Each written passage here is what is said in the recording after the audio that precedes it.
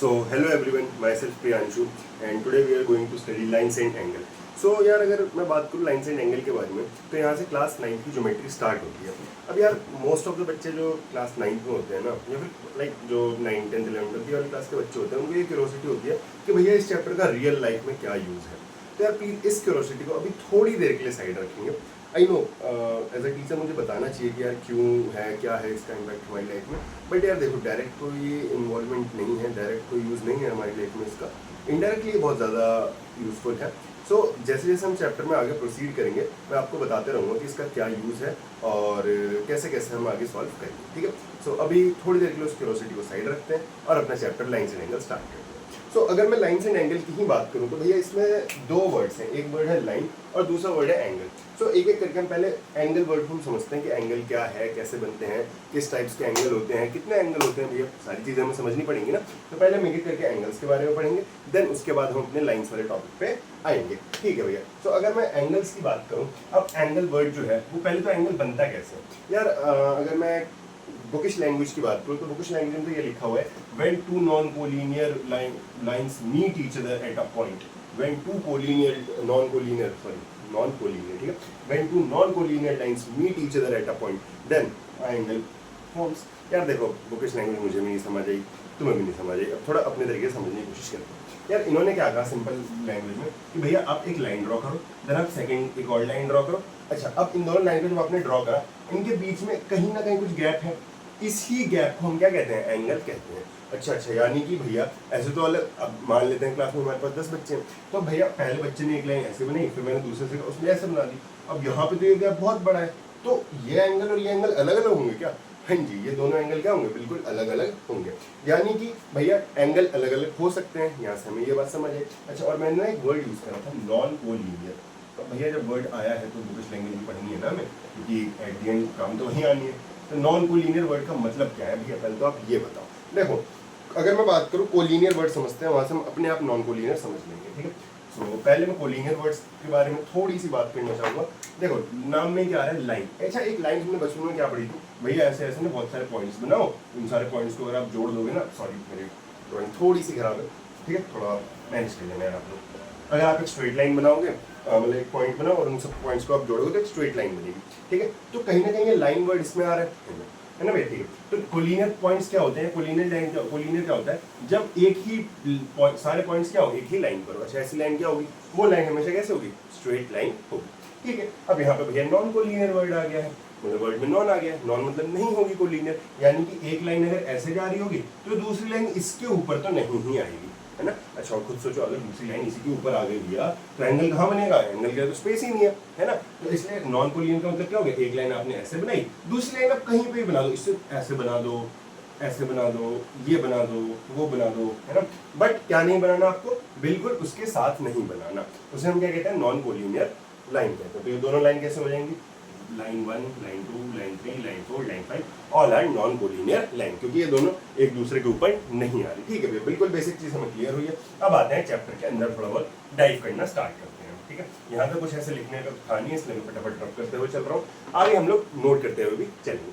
तो भैया first of all हमें क्या पढ़ना है इस चैप्टर में, हम भैया आपने बोलता है एंगल्स पढ़ना है। तो एंगल्स की अगर आप बात करोगे तो एंगल्स आपने समझा दिया क्या होते हैं, जब दो नॉन कोलिनियर लाइंस एक दूसरे को मीट करती हैं तब जो उनके बीच में गैप होता है उसी चीज को हम एंगल कहते हैं। ओके भैया, समझ आ गई बात। अब आगे एंगल्स देखते हैं, कितने टाइप्स के एंगल होते हैं।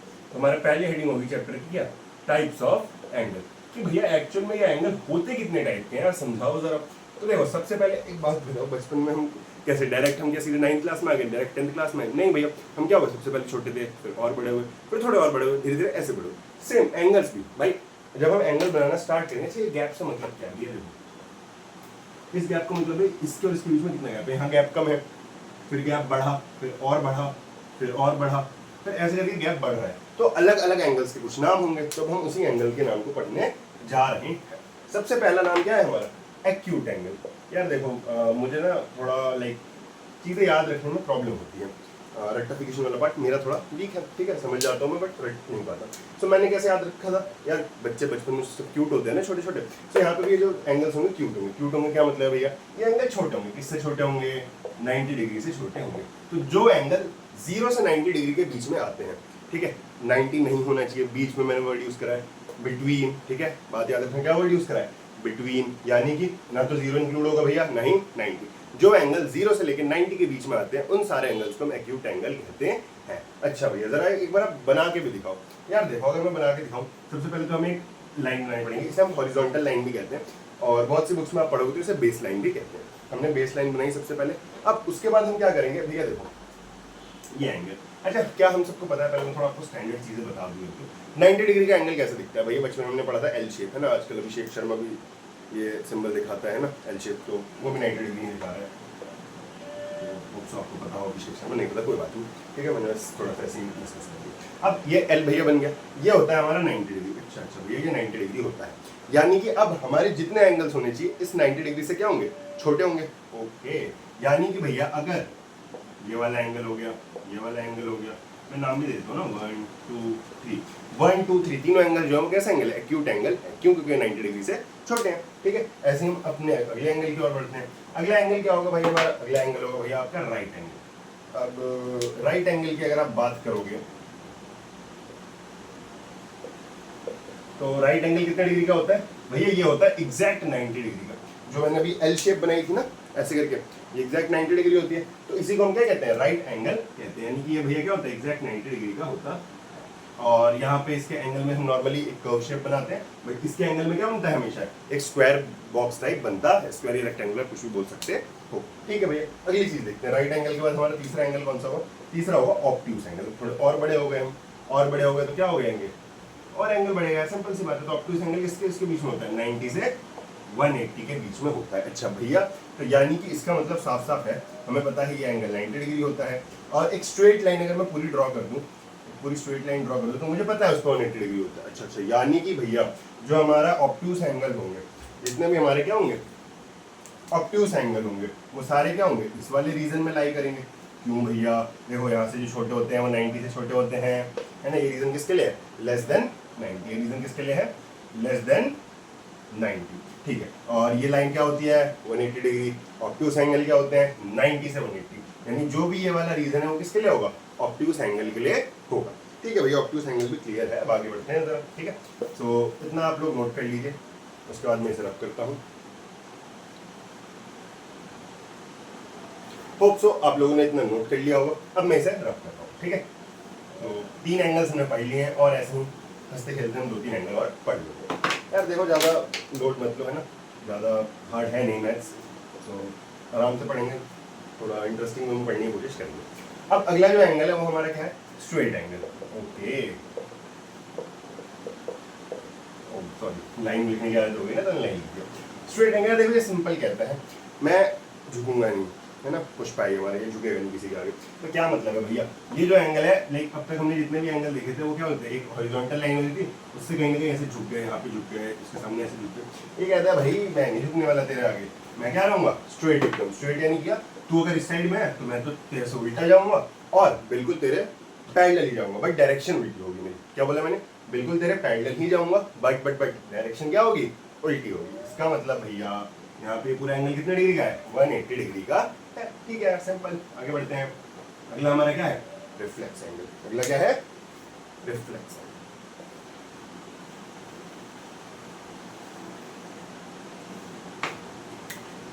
अब अगर मैं रिफ्लेक्स एंगल की बात करूं, तो रिफ्लेक्स एंगल क्या होता है भैया, थोड़ा सोचने की कोशिश करें आप लोग। सो रिफ्लेक्स एंगल भैया आपका होता है सॉरी, रिफ्लेक्स एंगल आपका होता है भैया 180 डिग्री से लेके 360 डिग्री के बीच में। क्या बोला मैंने, रिफ्लेक्स एंगल क्या होता है भैया 180 डिग्री से लेके 360 डिग्री के बीच में। यार भैया मतलब थोड़ा ना बड़े बड़े एंगल हो रहे हैं, समझ नहीं आ रहा आप कैसे बनेगा रिफ्लेक्स एंगल। रिफ्लेक्स एंगल देखो कुछ नहीं करना, मैंने क्या बताया था, ये 90 है बताया था, हाँ जी। क्या बताया था, ये 180 है, हाँ जी। तो रिफ्लेक्स एंगल क्या कहता है, 180 के भी बाद। अच्छा, यानी कि भैया ये एंगल इससे भी बड़ा बनेगा, हाँ जी, बन सकता है, क्यों नहीं बन सकता। मान लेते हैं आपकी बेस लाइन ये है, बेस लाइन यही होती है ना, हॉरिजॉन्टल लाइन यही होती है। अब आपको क्या करना, आपने ऐसे एक लाइन ड्रॉ, अब देखो खुद देखना, भैया 90 तक पहुंचे, भैया 180 पहुंचे, 180 भी क्रॉस कर गए, हाँ कर गए। तो ये जो एंगल बनेगा 180 से बड़ा जो भी एंगल होगा उसे हम क्या कहेंगे, रिफ्लेक्स एंगल कहेंगे। और किससे छोटा होना चाहिए, 360 डिग्री से छोटा होना चाहिए, ठीक है भैया। And the last but not the least, है ना, आदत हो गई यार ये लाइन बोलने की, last but not the least. Complete angle. अब भैया अगर आप कंप्लीट एंगल की बात करोगे, कंप्लीट एंगल क्या होता है? एकदम कंप्लीट, इसे किसी से मतलब ही नहीं है। ये कहता है भैया तुम लोग आपस में खेलते रहो, मैं अपना अलग ही रहूँगा, मुझे ज़्यादा अपने में इन्वॉल्व मत करो, मैं अलग हूँ, राजा आदमी हूँ, ठीक है। सो कंप्लीट एंगल क्या है? बिल्कुल पूरा सर्कल बना दो, पूरा सर्कल। अच्छा भैया अगर मैं थोड़ा सा सोचने की कोशिश करूँ ना, आपने बताया था कि ऊपर वाला एंगल एक लाइन के ऊपर 180 डिग्री बनता है, तो नीचे भी तो बनेगा, वो नीचे भी तो एक लाइन ही है जी। अच्छा, यानी कि ये दोनों पूरा मिलकर 360 डिग्री बना दे रहे हैं। तो कंप्लीट एंगल कितने डिग्री का है? 360 डिग्री का है। तो ये हमारे हो गए जो एंगल्स के बिल्कुल बेसिक पार्ट है वो। अब हम धीरे धीरे आगे बढ़ेंगे और किस पे आएंगे? किस पे आएंगे?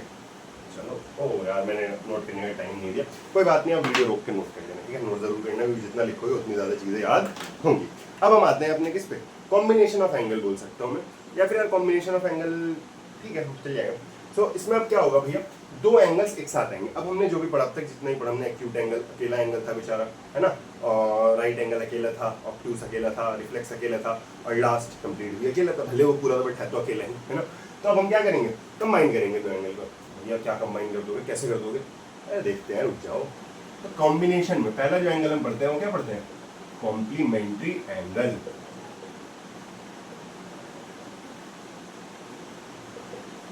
भाई कॉम्प्लीमेंट्री वर्ड तो मैंने सुना था कि जब कोई चीज़ फ्री में मिलती है तब होता है, तो ये भी फ्री का एंगल है क्या? नहीं नहीं, ऐसा कुछ नहीं है भाई, कॉम्प्लीमेंट्री वर्ड है तो फ्री ही होगा, ठीक है। पहले बात सुनना पूरी, तब जाके जज करना, किसी को जज नहीं करते पहले से। अब अगर कॉम्प्लीमेंट्री एंगल के बारे में बात करूँ तो क्या बोल सकता हूँ? When sum of two angles, when sum of two angles is equals to 90 degree, then the pair is called complementary pair. Okay, मतलब भैया आप कहना चाहते हो दो एंगल लिखो और दोनों का सम 90 डिग्री होना चाहिए। यस यस, सही समझे आप भैया। एंगल ए और एंगल बी, दो एंगल है, हाँ जी बिल्कुल है। एंगल ये मान लेते हैं 80 डिग्री है, एंगल की 10 डिग्री है, तो दोनों को प्लस करके कितना आ रहा है? 90। तो क्या ये कॉम्प्लीमेंट्री पेयर होंगे? हाँ जी बिल्कुल होंगे। क्यों? क्योंकि दोनों का सम कितना आ रहा है? 90 डिग्री। बट अगर वही भैया आपसे ये बोलते हैं कि मान लेते हैं पहला एंगल है 75 degree and second angle is 10 degree, क्या ये कॉम्प्लीमेंट्री पेयर है? नो। व्हाई? बिकॉज इनका सम 90 डिग्री नहीं आ रहा। इतना ही सिंपल है यार। देखो बहुत ईजी है, ज्योमेट्री पोर्शन बहुत ज़्यादा इजी है, बट आपको थोड़ा सा चीज़ें कनेक्ट करके पढ़नी पड़ेंगी। आप ये बिल्कुल भी इसमें नहीं कर सकते कि हम भैया ट्रायंगल्स पढ़ने जा रहे हैं तो लाइन से एंगल भूल गए, और आगे कोऑर्डिनेटर पढ़ रहे हैं तो ट्रायंगल भूल गए। आपको सारी चीज़ें याद रखनी है बस।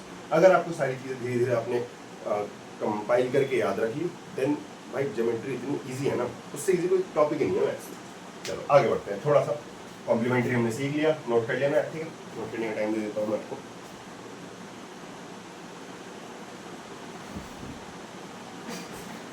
ओके, आगे बढ़ते हैं। कॉम्प्लीमेंट्री के साथ हमारा हो चुका है। अब हम, ओ यार ठीक है, ज़्यादा मुझे भी ज़्यादा मेहनत करनी पसंद है, मैं चाहते हैं शॉर्टकट लगा सकता हूँ, ठीक है। तो भी शॉर्टकट नहीं मारना चाहिए लाइफ में। ठीक, अगला है सप्लीमेंट्री एंगल, ठीक है। यार राइटिंग देखो थोड़ा सा कर लेना एडजस्ट, धीरे धीरे सही कर लूँगा, ठीक है। अभी एडजस्ट करो। सप्लीमेंट्री एंगल भैया देखो आपको सारी चीजें फिर से वही लिखनी है। अब when sum of two angles is equals to 180 degree. अब भैया दो एंगल का सम कितना होना चाहिए? 180 डिग्री होना चाहिए। तो उन दोनों को हम क्या कह देंगे? सप्लीमेंट्री एंगल कह देंगे। कोई दिक्कत परेशानी समस्या नहीं होनी भी नहीं चाहिए। जैसे एग्जांपल भैया, अगर एक एंगल है 120 डिग्री और दूसरा एंगल 60 डिग्री है, तो क्या ये कॉम्प्लीमेंट्री पेयर होंगे? सॉरी, सप्लीमेंट्री पेयर होंगे। हाँ जी होंगे। ओके, अगर भैया एक एंगल है 130 और दूसरा है 50, तो क्या ये सप्लीमेंट्री पेयर होंगे? बिल्कुल होंगे। यानी कि दो एंगल्स लेने हैं, उन दोनों को प्लस करके कितना आना चाहिए? 180 आना चाहिए। अच्छा, इसको हम दूसरी तरीके से भी सोच सकते हैं। अगर कहीं पर कॉम्प्लीमेंट्री वर्ड लिखा है, इट मीन्स दो एंगल्स को प्लस करके 90 होगा ही होगा, अगर कॉम्प्लीमेंट्री वर्ड है। अगर कहीं पर सप्लीमेंट्री वर्ड लिखा है, इट मीन्स दो एंगल को प्लस करके 180 डिग्री बनेगा ही बनेगा, ठीक है। उसमें इफ एंड बट नहीं है कोई, जो है वो ये। सो आगे बढ़ते हैं भाई, इसे आप लोग नोट कर लो, है ना। थोड़ी सी डेफिनेशन है जो हमें याद रहनी चाहिए। तो आगे अगर हम बढ़े, कुछ क्वेश्चन देखेंगे यार इस पर, ठीक है। एक बहुत ही बेसिक सा क्वेश्चन देखेंगे, क्योंकि बहुत बेसिक सा बच्चों वाला क्वेश्चन, क्योंकि हम बच्चे नहीं हैं अभी।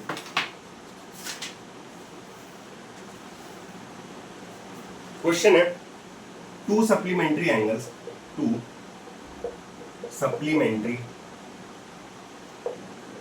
Angles are in 4:5.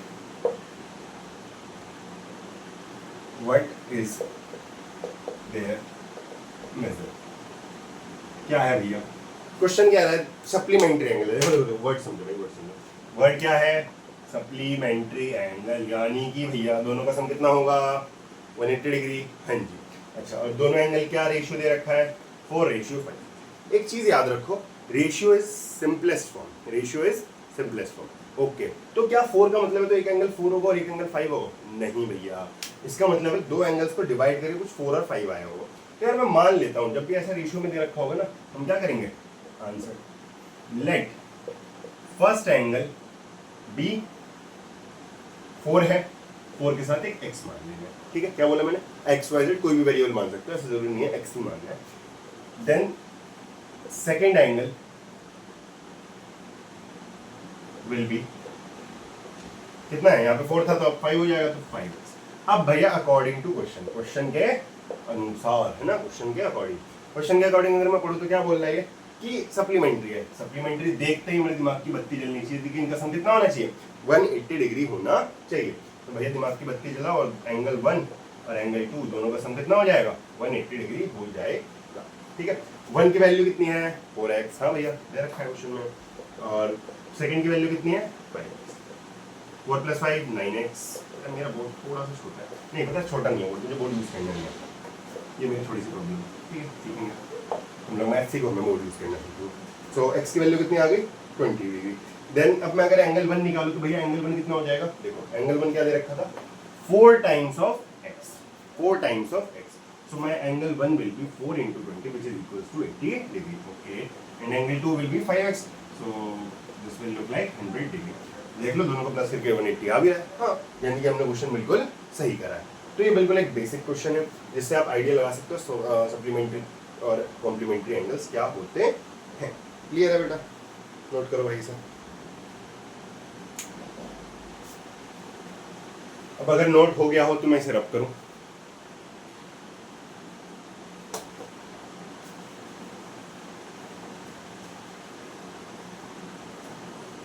अब अगर मैं आगे पढ़ाने की कोशिश करूँ, आगे अगर मैं पढ़ाऊँ तो हमने कॉम्प्लीमेंट्री पेयर सप्लीमेंट्री पेयर दोनों चीज़ें पढ़ ली हैं भैया। ठीक है, अब हमारा बेसिक थोड़ा बहुत डेवलप हो चुका है, कॉम्प्लीमेंट्री सप्लीमेंट्री वाली बात हमने कर ली है। तो अब हम आगे पढ़ेंगे क्या? लाइन्स के बारे में। ओके, तो क्या भैया हम वो बचपन वाली लाइन से ये सब पढ़ेंगे? नहीं, मैं अभी ले यार वो थोड़ा मैं स्किप करना चाहूँगा। ठीक है, मैं अभी आना चाहूँगा मेन बातें क्या है, अपने देखते हैं मेन बातें क्या है हमारी। तो भैया लाइन्स एंड एंगल में सबसे पहली चीज एक बात बताओ, ठीक है, एक लाइन है। अभी हमने थोड़ी देर पहले जब एंगल्स पढ़ा था तो हमने खुद बताया था कि भैया इस पे कितने डिग्री का एंगल बनता है? 180 डिग्री का एंगल बनता है। हाँ भैया आपने बताया था कि 180 डिग्री का एंगल बनता है। बहुत अच्छी बात बताई आपने भैया। अब इससे रिलेटेड हमें 2-3 चीजें सीखनी है कि अगर पहली चीज, if I have a straight line, अगर मेरे पास क्या एक स्ट्रेट लाइन है, देन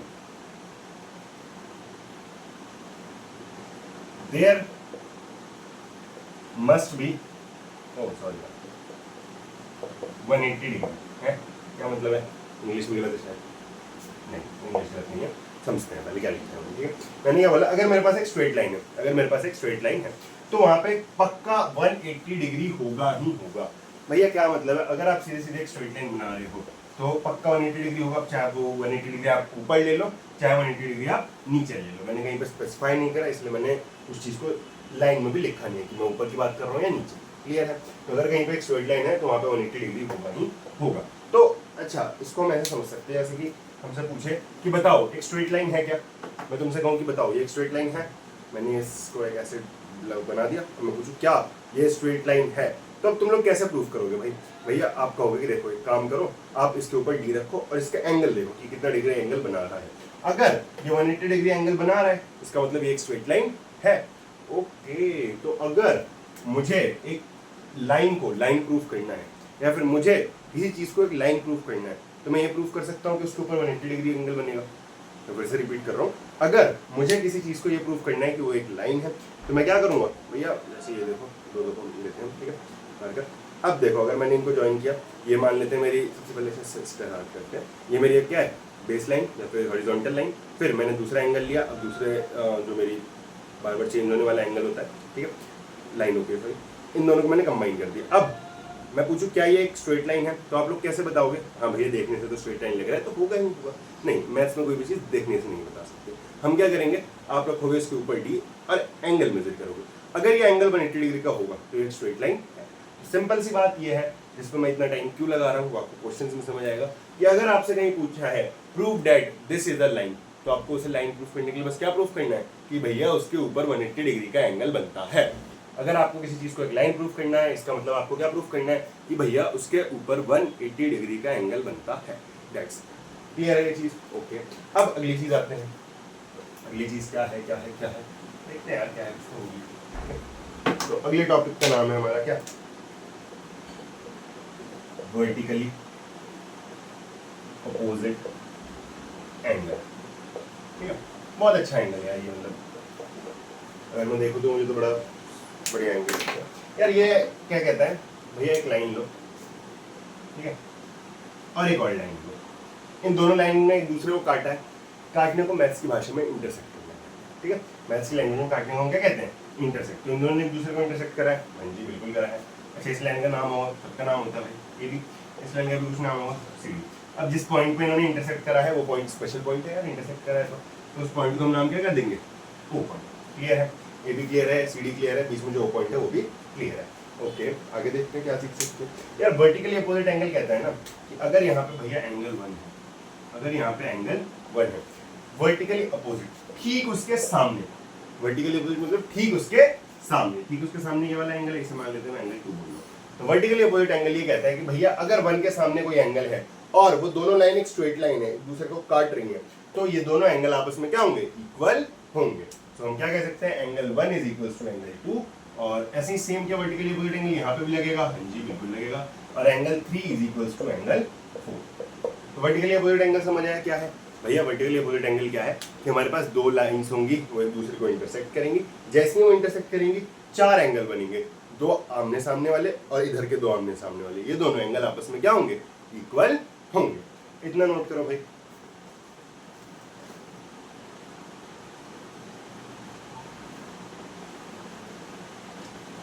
ठीक है, होप सो आप लोगों ने इतना नोट कर लिया होगा कि वर्टिकली अपोजिट एंगल क्या होता। ओके, अब भैया देखो ये तो ना बहुत सिंपल था यहाँ पे, मतलब पता लगाने कि वर्टिकली अपोजिट एंगल कहाँ बनेगा, कैसे बनेगा। बट यार हर बार इतना सिंपल नहीं आता ना कि वर्टिकली अपोजिट एंगल हम तुरंत पहचान ले। मैं मान लेते हैं बहुत सारी लाइन ड्रॉ करता हूँ, 1 2, पहले मैं लाइन ड्रॉ करूँ, देन 3, देन 4, ठीक है। अब मैं कहूँ, अब बताओ वर्टिकली अपोजिट एंगल क्या होगा। यार देखो वर्टिकली अपोजिट एंगल को थोड़ा समझने के लिए पहले मैं नामकरण कर दूँ, ठीक है। नामकरण मतलब एंगल का नाम दे दिया यार, और कुछ नहीं, नामकरण कुछ फंक्शन वंक्शन मिलता है इनका नामकरण यार। ये तो बहुत सारे एंगल बना दिए मैंने, ठीक है। अब देखते हैं क्या देख सकते हो भाई। मान लेते हैं मैं रेड कलर नहीं यूज नहीं कर, बहुत सारे ब्लैक यूज नहीं कर रहा हूँ भाई। मैं पूछूं इस वाली लाइन का, ठीक है, और इस वाली लाइन का वर्टिकली अपोजिट एंगल क्या है, तो भैया देखो इन दोनों लाइन के बीच में कौन सा एंगल आ रहा है, 3, तो ये 3 किसके इक्वल हो जाएगा, 8। तो आपको जब इतनी सारी लाइंस दिखेंगी ना, आपको कुछ नहीं करना, आपको पॉइंट पकड़ना है, उस पॉइंट से आपको एक लाइन ऐसे आगे एक्सटेंड करनी है, ऐसे सेम काम यहाँ भी। तो उन दो भी अलग रीजन जो मिलेगा वो दोनों वर्टिकली अपोजिट होंगे। सेम देखते हैं, अब मान लेते हैं मैं एंगल 5 के लिए, तो एंगल 5 के लिए क्या क्या है, ये लाइन जा रही है और एक ये लाइन जा रही है। इस लाइन को आगे जोड़ूंगा तो ये जाएगी, और इस लाइन को आगे जोड़ूंगा तो ये। तो एंगल 5 के वर्टिकली अपोजिट कौन है, ओके। एंगल 1 की बात करें, एंगल 1 के लिए ये लाइन, इस लाइन को आगे जोड़ोगे, इस लाइन को आगे जोड़ोगे ये। एंगल 1 के लिए क्या बन जाएगा, एंगल 6 हो जाएगा, ठीक है। ऐसे अब मैं एक क्वेश्चन मैं आपको देता हूँ, आप लोग मुझे बताओगे कि कौन किसके वर्टिकली अपोजिट एंगल है। अगर समझ आ जाए तो बढ़िया, ना समझ आए तो फिर से देखेंगे यार, कोई ऐसी दिक्कत वाली बात तो नहीं है।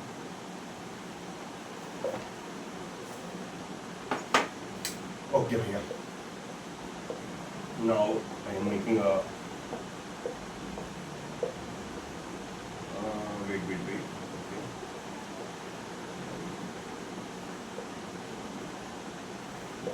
मैं खुद इजी वाला लेते हो, हमें इतने हार्ड वाले दे देते हो, है ना। ये पता नहीं आपने क्या चक्री सा बना दिया, उसको बना दिया। ओके कोई नहीं।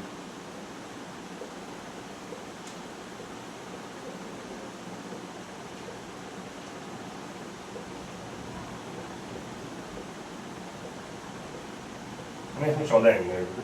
अब देखो मैं जो एंगल पूछूँ उसके वर्टिकली इक्वल एंगल आप बताओगे। एंगल 1 के लिए, एंगल 4 के लिए, एंगल 11 के लिए, एंगल 8 के लिए और एंगल 6 के लिए, ठीक है। आप लोग पहले 2 मिनट ट्राई करो, उसके बाद मैं अपना दिमाग लगाने जाऊँगा।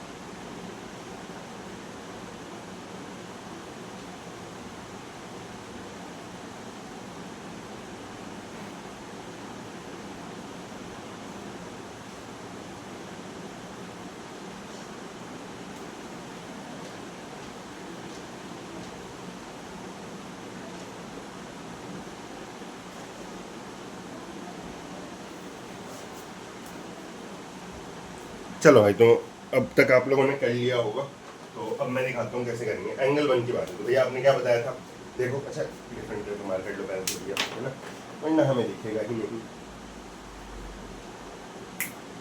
मार्कर कहाँ, इधर उधर मार्कर रख देता हूँ भैया। देखो एंगल 1 ये है भैया आपका, है ना। एंगल 1 यहाँ से स्टार्ट हो रहा है, उस लाइन को एक्सटेंड करूँगा तो यहाँ तक जाएगा, और ये यहाँ से स्टार्ट हो रहा है उस लाइन को एक्सटेंड करूँगा तो ये, तो 1 के पास कौन हो जाएगा भैया 8, तो 1 का कौन है 8 है, ठीक है। एंगल 4 बोला था आपने, ठीक है। एंगल 4 आपका ये है, तो इस लाइन को आगे एक्सटेंड करोगे तो ये जाएगी, और इस लाइन को आगे एक्सटेंड करोगे तो ये जाएगी, तो 4 का कौन हो जाएगा 11, ठीक है। और 11 का भैया आपने बोला था वो 4 ही निकल लिया है ना, मेहनत ही नहीं करनी पड़ी। 8 की बात करें भैया, 8 देखो आपका यहाँ, क्या भैया आपने आधे से ज़्यादा क्वेश्चन तो बिना मेहनत वाले दिए थे। 6 के लिए क्या होगा, ये आ गया 6 टेंड हो जाएगा, और दूसरी लाइन ये जा रही है 6 की, देख भी रहा है। Hope so vertically opposite angle का कॉन्सेप्ट आपका बिल्कुल क्लियर होगा, है ना। तो हम आगे बढ़ते हैं नेक्स्ट टॉपिक पे, नेक्स्ट कॉन्सेप्ट, ठीक है। अब भैया इन सब चीज़ों से थोड़ा सा कुछ क्वेश्चंस भी देखने चाहिए हमें, है ना। ये थ्योरी पार्ट तो हमने कर लिया, बट जो मेन पार्ट है वो तो क्वेश्चन वाला पार्ट ही है ना। सो अब हम कुछ क्वेश्चन देखने की कोशिश करेंगे। 2 मिनट देखते हैं।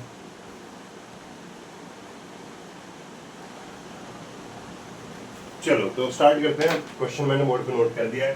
क्वेश्चन क्या कह रहा है भैया, एंगल पी ओ आर। अच्छा पहले तो एंगल पी ओ आर ढूंढो। कैसे, अच्छा एंगल लिखते कैसे यार, मैंने अब तक ये नहीं बताया। ओके, क्वेश्चन से भी बहुत सारी चीज़ें हम सीख सकते हैं, देखा। तो मान लेते हैं पी क्यू आर, ऐसे हर वर्टेक्स को नाम दोगे, हर एक पॉइंट को कुछ नाम दोगे ना, वर्टेक्स नहीं होना चाहिए, हर एक पॉइंट होना चाहिए, ठीक है। अब देखो जो भी एंगल तुम्हें चाहिए, एंगल कहाँ बन रहा है, यहाँ बन रहा है भैया क्यू पे। अरे यार देखो जो मेन आदमी है उसे थोड़ा रखोगे ना बीच में, क्या भाई थर्ड पार्ट से, यहाँ पे भी सेम एंगल कहाँ बन रहा है क्यू, तो मेन आदमी कौन हो गया क्यू, तो क्यू भैया को आप कहाँ रख दो बीच में। अच्छा एंगल का साइन होता है थोड़ा सा टेढ़ा है, ठीक है, थोड़ा सा स्लाइटली टेढ़ कह सकते हो हमारा। अब आप पी क्यू आर, चाहे आप ये लिख लो, ठीक है, या फिर मान लेते हैं कोई और बच्चा है वो ऐसे लिख रहा है आर पी, क्या दोनों में से कोई गलत है, नहीं भैया दोनों सही है। यानी आप एंगल ऐसे स्टार्ट करो या ऐसे स्टार्ट करो, कोई फर्क नहीं पड़ रहा, बस आपको याद रखना है जो मेन चीज़ है जहाँ एंगल बन रहा है उसे बीच में रखना है। ओके गॉट इट, आगे बढ़े। हाँ बिल्कुल, तो P O R, P O R, तो भैया यहाँ एंगल बन रहा है बीच में पी ओ आर, है ना। अच्छा देखो एक चीज़ आप नोटिस करोगे ना, बीच वाला पॉइंट हमें बताता है एंगल बनाना कहाँ है, और ये जो हमारे साइड्स वाले पॉइंट्स हैं वो बताता है एंगल की डायरेक्शन क्या है। अगर आप नोटिस करो डायरेक्शन कैसे भैया, अच्छा आपको कैसे पता एंगल, भैया आप सिर्फ अगर वो देखते एंगल वो यहाँ पे भी है, यहाँ पे भी, यहाँ पे भी, यहाँ पे भी, आपको कैसे पता चला कौन सा बनाना है, क्योंकि भैया यहाँ पे क्या लिखा था साइड में पी और आर, पी और आर, इसलिए मैंने ये बनाया। अच्छा ऐसे देखो मैं सिर्फ साइड वाले देखूंगा आर और क्यू, आर क्यू ये है तो इन दोनों के बीच में एंगल बनेगा। तो भैया ये आपको 5 दे रखा है और ये आपको 7 दे रखा है रेशियो। ओके, तो अभी थोड़ी देर पहले हमने एक रेशियो क्वेश्चन करा था, उसमें मैंने आप लोगों को बोला था कि जब भी आपको रेशियो दिखे आप रेशियो क्या लेट कर लोगे, तो let angle P O R is equals to 5x, भाई बताया था ना अभी, ठीक है, और angle R O Q is equals to 7x। Okay भैया, तो ये 5x होना चाहिए, तो और ये 7x होना चाहिए। ठीक है, आपने सही कर दिया, बहुत अच्छी बात है। अब देखो भैया, क्या ये जो पी ओ क्यू है वो एक स्ट्रेट लाइन दिख रही है आप सभी को?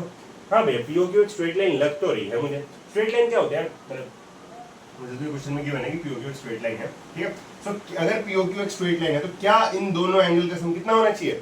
180 डिग्री होना चाहिए। ओके, यानी कि भैया एंगल पी ओ आर और एंगल आर ओ क्यू, इन दोनों का सम कितना होगा? 180 डिग्री होगा। इसे बोलते क्या है, आपने बता तो दिया, एक स्ट्रेट लाइन पे 180 डिग्री बनता है, बट इसका नाम नहीं बताया, नाम मैंने मुझे नहीं बताया। इसका नाम क्या होता है? Linear pair. पेयर का मतलब एक साथ जब दो लोग होते हैं, और लीनियर मतलब एक लाइन में होते हैं। ठीक है, तो दो दो एंगल्स एक लाइन में आते हैं तो लीनियर पेयर बनाते हैं। तो भैया अगर दो से ज्यादा होगा तो उसका क्या नाम होगा? देखिए अभी बताया तो एंगल्स होना स्ट्रेट लाइन होगा उसका नाम। ठीक है, बट अभी डिस्कस नहीं कर रहे, इसको हम पहुंचेंगे। पी ओ आर की जगह क्या पुट करो भैया? 5x। आर ओ क्यू की जगह क्या पुट करो? 7x। सो टोटल कितना हो जाएगा? 12x। यहाँ से x की वैल्यू कितनी आ गई भैया? आपकी x की वैल्यू कितनी आ गई? 15 डिग्री। डिवाइड तो कर सकते हो यार, ये 12 इधर मल्टीप्लाई हो जाएगी, क्या हो जाएगा?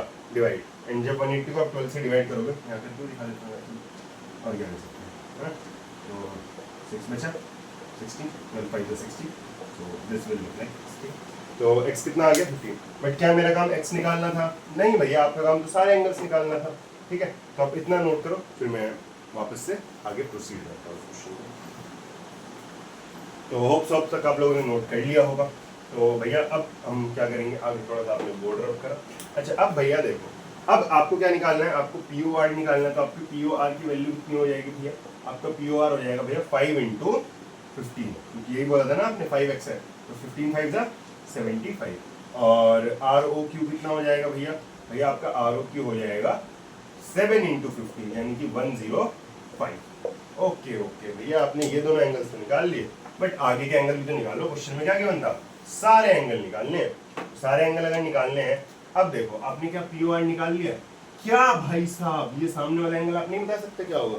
हाँ भाई, सामने वाला एंगल क्या होगा भैया? अगर ये 5x है तो सामने वाला भी 5x होगा, या फिर अभी हमने निकाला जो पी ओ आर है वो 75 है, तो सामने वाला भी कितना होगा?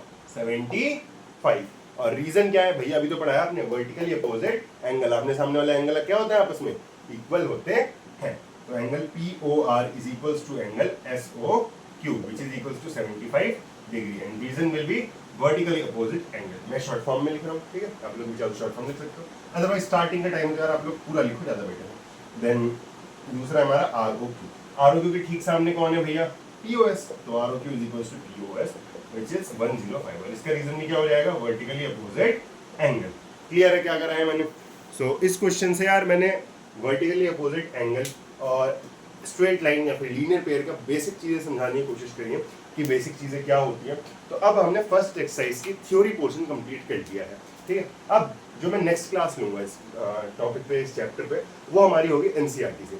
एनसीईआरटी की फर्स्ट एक्सरसाइज मैं नेक्स्ट क्लास में कराऊंगा। सो आज के लिए हम इतना ही रखेंगे, ठीक है, क्योंकि यार देखो हमने थ्योरी पढ़ लिया। अब अगर मैं डायरेक्ट बहुत ज़्यादा क्वेश्चंस करा दूंगा, थोड़ा में भी हो सकता है आपको लगे कि आप बहुत ज़्यादा पढ़ लिया। तो आज के लिए अभी इतना ही रखेंगे, बाकी मिलते हैं नेक्स्ट क्लास में। तब तक के लिए रिवाइज करो, बाय बाय।